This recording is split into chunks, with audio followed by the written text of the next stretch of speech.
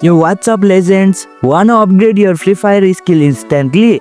It's all start with the custom HUD. And guess what? In this video, I'm going to show you how to change HUD in Free Fire. So without any delay, let's start the video. First thing first, open Free Fire. Once you are in the lobby, smash that gear icon at the top right corner. Boom, you are inside setting. Now, tap on controls. Yup, that one. Then hit custom HUD. This is where the magic happens. Move your jump button, shift your shoot button, shrink, enlarge, rotate, whatever feels good for your finger. It's your battlefield. Happy with the new layout? Hit save in the corner so you don't lose your masterpiece.